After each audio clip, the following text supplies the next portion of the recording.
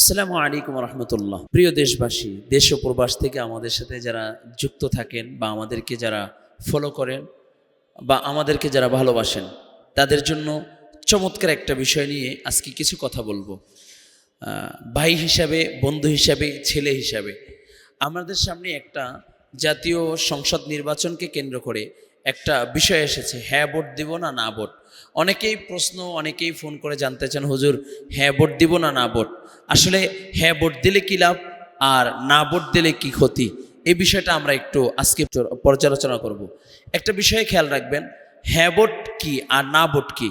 আমরা বিগত দিনে দেখেছি একই সরকার বারবার সে সংসদীয় আসনে ছিল, বেশি ক্ষমতার মসনদে ছিল, তাতে তার ফায়দা কি হয়েছে? তার মতো করে সে দেশ পরিচালনা করতে পেরেছে, তার মতো করে সে সরকার গঠন করে দেশের মানুষদেরকে শোষণ করতে পেরেছে। এই জন্য আপনার ভোটটা যদি হ্যাঁর পক্ষে, তাহলে এক সরকার 10 বছরের বেশি সে সরকার গঠন করতে পারবে না। এক ব্যক্তি 10 বছরের বেশি পার্লামেন্টের সংসদ সদস্য হতে পারবে না। এটা হলো হ্যাঁর পক্ষে। যেমন হ্যাঁর পক্ষে যদি আপনি ভোট দেন, তাহলে টেন্ডারবাজি, চাঁদাবাজি, দুর্নীতি, শুধু তাই না, পার্লামেন্টে এককভাবে তার কেউ কর্তৃত্ব খাটাইতে পারবে না। এদেশের জনগণের কল্যাণ, এদেশের উন্নত, এদেশের মানুষের জানমাল নিরাপত্তার জন্যই হ্যাঁ ভোট।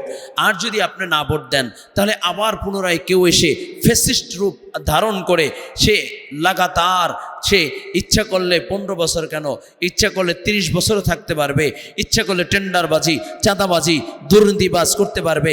এটা আপনার সিদ্ধান্ত, আপনি হ্যাঁ ভোট দিবেন না না ভোট। তবে আমি উদারতা আহ্বান রাখবো, দেশকে উন্নতিশীল করার জন্য, দেশকে সুশৃঙ্খল করার জন্য, দেশ থেকে দুর্নীতিবাজ, চাঁদাবাজ, টেন্ডারবাজ দূর করার জন্য অবশ্যই আপনার ভোট হবে হ্যাঁর পক্ষে।